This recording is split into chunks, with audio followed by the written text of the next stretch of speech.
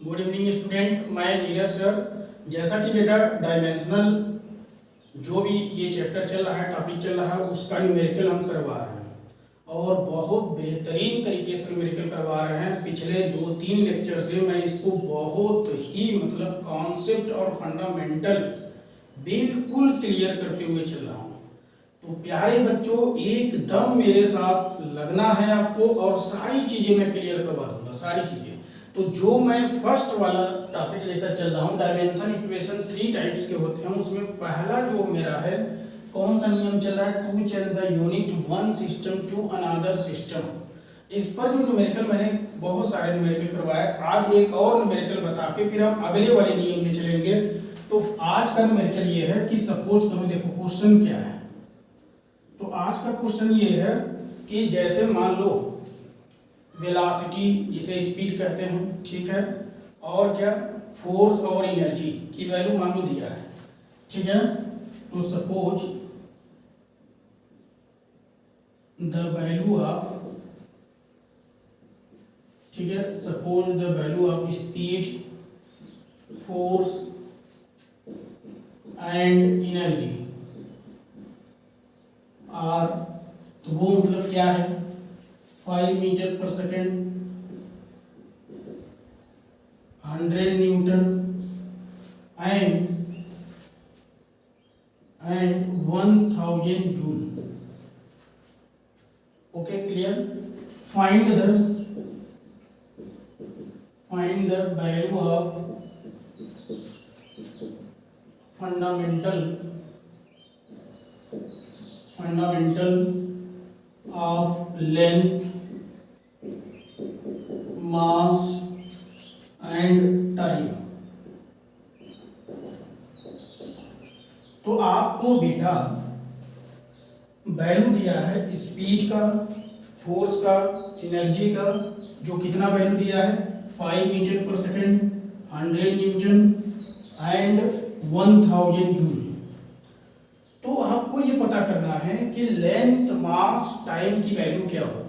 तो आपको पता करना है लेंथ, मास, टाइम की वैल्यू क्या होगा।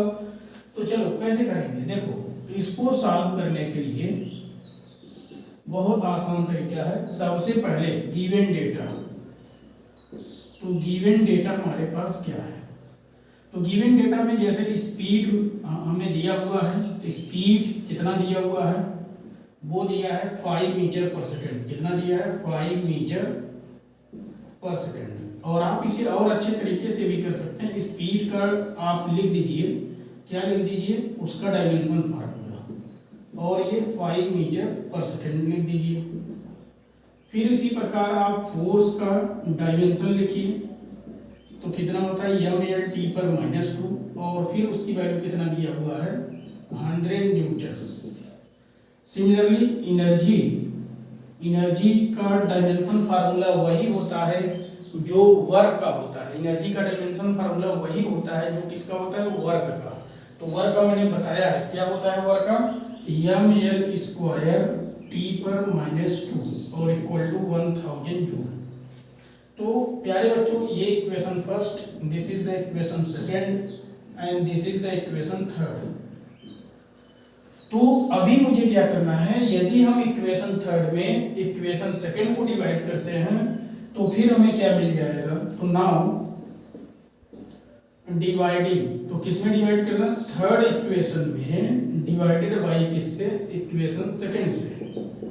तो थर्ड इक्वेशन में इक्वेशन सेकेंड से डिवाइड करेंगे तो क्या हो जाएगा, mL² t पर -2 डिवाइडेड बाई mL t पर -2 इक्वल टू क्या हो जाएगा, 1000, यहाँ पर 1000 जूल है, ठीक है, 1000 joule divided by 100 Newton suppose that.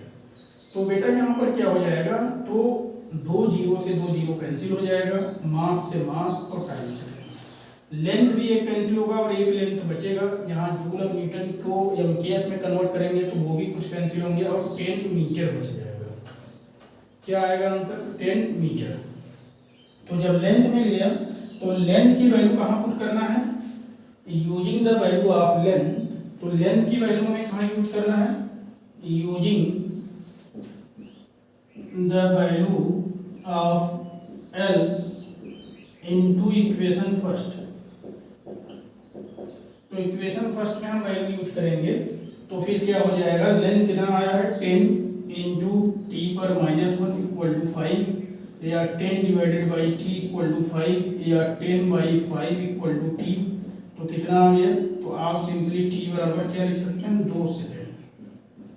तो ये टाइम की भी वैल्यू आ गई, तो लेंथ भी आ गया, टाइम भी आ गया।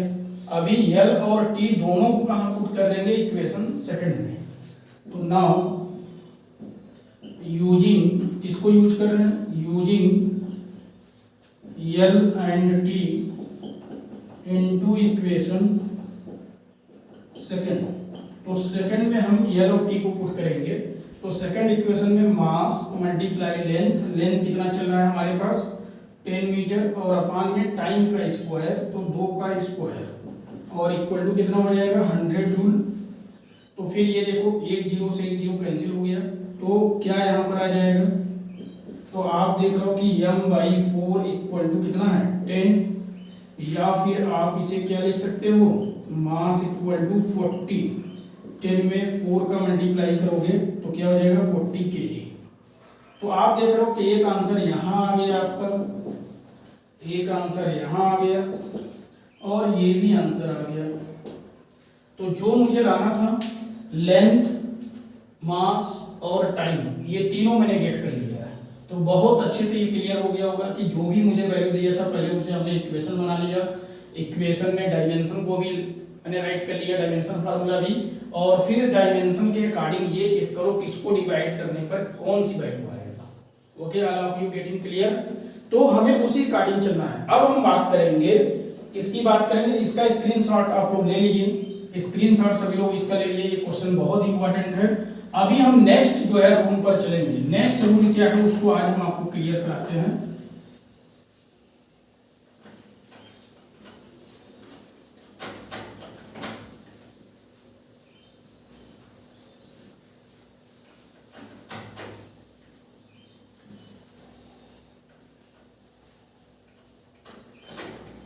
तो स्टूडेंट नेक्स्ट जो रूल है, तो रूल कौन सा चल रहा है, सेकंड। तो सेकंड अगर रूल की बात करें तो अभी यहां पर सेकंड आ जाएगा, to check the correctness of given, बताइए फार्मूला और इक्वेशन। तो कोई इक्वेशन या फार्मूला अगर दिया है तो हम उसका करेक्टनेस कैसे चेक करेंगे। तो कोई इक्वेशन या फार्मूला दिया है तो हमें ये चेक करना है कि वो करेक्ट है या नहीं है, तो कैसे करेंगे। तो फर्स्ट ऑफ ऑल जैसे मान लो कि the equation of time period, the formula किसके लिए, द, ठीक है, इक्वेशन ऑफ टाइम पीरियड क्या होता है, तो टाइम पीरियड का फार्मूला सपोज करो, तो टाइम पीरियड, पेंडुलम का time period capital T equal to 2 pi under root L by G. Suppose करो मैंने ये एग्जांपल ले लिया, ठीक है। अब हमें ये नहीं पता कि ये सही है या गलत है, अभी मुझे ये नहीं पता कि ये फार्मूला करेक्ट है या नहीं, तो कैसे इसको करेक्ट करेंगे। तो देखो बच्चों, सबसे पहले हमने ये फार्मूला लिया था, इस वाले मेथड में ये जो नियम चल रहा है, तो इस वाले मेथड में हमें जो भी फार्मूला या जो भी इक्वेशन है उसे चेक करना है। तो सबसे पहले दोनों साइड, बोथ साइड जो भी क्वांटिटीज है उनके सभी के डायमेंशन राइट करने हैं, और फिर उनकी किसी एक साइड में या राइट साइड में m, l एंड t के सभी पावर को एक जगह में अरेंज करना होगा, और फिर लेफ्ट और राइट साइड यदि m, l, t के पावर इक्वल है तो गिवन फार्मूला क्या होगा, करेक्ट होगा। जैसे देखो यहाँ पर, तो चलो मेरे साथ देखो, both side first of all क्या करेंगे, राइट, ठीक है ना, डायमेंशन फार्मूला बोथ साइड। तो दोनों तरफ डायमेंशन फार्मूला लिखना है, बोथ साइड किसका, टी, एल एंड जी का। अब आप कहोगे सर 2 पाई, तो मैं पहले ही बताया हूँ, बहुत मतलब 1-2 दिन पहले वाले लेक्चर में मैंने बताया है कि कुछ कांस्टेंट ऐसे होते हैं जिनके डायमेंशन फार्मूला नहीं होते, जैसे न्यूमेरिकल कांस्टेंट हो गए, मैथमेटिकल कांस्टेंट पाई हो गया, तो उनके नहीं होते हैं। तो ऐसे यहाँ पर ये इसका डायमेंशन फार्मूला नहीं होगा, तो ये देखो टी का t/1 टाइम है, और दूसरे साइड देखो होल ये रूट है, तो रूट को हम क्या करेंगे, होल लगा के 1/2 पावर दे देंगे, और फिर यल पर 1 है, और जी क्या है, एक्सीलरेशन है, स्मॉल जी क्या है, ग्रेविटी एक्सीलरेशन है, तो उसका डायमेंशन l t पर -2 हो जाएगा, तो यल से यल कैंसिल हो जाएगा, तो फिर t/1, और इधर देखो ये t ऊपर जाएगा तो +2, और ये मल्टीप्लाई पावर कर दो उस पर, तो क्या आ जाएगा, तो 2 से 2 कैंसिल हो जाएगा, तो t/1 = t/1। तो hence the given equation or formula that is correct, इसका मतलब जो भी फार्मूला दिया है तो फार्मूला क्या है, करेक्ट है, तो फार्मूला करेक्ट है। इसका मतलब जो भी फार्मूला यहाँ पर मैंने राइट किया है, जिसको मैं चेक कर रहा था, वो क्लियर है। डायमेंशनल ने ये बता दिया, डायमेंशनल मेथड ने बताया कि वो क्या है, क्लियर है। तो कल इस लेक्चर का नेक्स्ट क्लास जब होगा तो आप लोग आज इस नियम को एकदम क्लियर कर लीजिए, समझ लीजिए, और कल जब हम इस लेक्चर को लेकर आएंगे नेक्स्ट वीडियो में, तो आपको बता दें कि बहुत इंपॉर्टेंट ब्रह्मास्त्र आपको देने वाले हैं, एकदम ब्रह्मास्त्र आपको देंगे, और उसमें जो बातें बताएंगे उससे कितना भी बड़ा, इस मेथड का कितना भी बड़ा क्वेश्चन हो, कितना भी भयंकर क्वेश्चन हो, उसे आप आसानी से डील कर लेंगे। ऑल ऑफ यू रेडी, आसानी से डील कर लेंगे। तो कल वाले लेक्चर को बिल्कुल आपको ज्वाइन करना है, उसे जरूर देखना है, क्योंकि जो इस वाले मेथड का ब्रह्मास्त्र है वो कल मैं बताऊंगा, और फिर फटाफट आपके सामने देखिएगा कैसे क्वेश्चन को करेंगे, उसी ब्रह्मास्त्र का इस्तेमाल करके कैसे बहुत सारे क्वेश्चन को हम डील करेंगे इस वाले मेथड का। तो प्यारे बच्चों, इसका आप स्क्रीनशॉट ले लीजिए। ये सेकंड मेथड स्टार्ट हो गया है, to check the correctness of given formula और इक्वेशन। ठीक है, 3 मेथड है, मैंने पहले ही बताया था। तो आप मेरे क्लास को ठीक है कंटिन्यू करिए, क्योंकि मैंने फ्री में आपके लिए लाया है पूरा होल जो है सिलेबस ऑफ फिजिक्स क्लास 11 का, और एनसीईआरटी प्लस एक्स्ट्रा। तो सभी बोर्ड के स्टूडेंट के लिए, चाहे वो स्टेट बोर्ड हो, चाहे आईसीएसई बोर्ड हो, चाहे सीबीएसई, सभी के लिए मैं लाया हूं, और इंपॉर्टेंट क्वेश्चन को बताऊंगा कैसे एग्जाम में पूछा जाता है। Okay, all of you, good bye.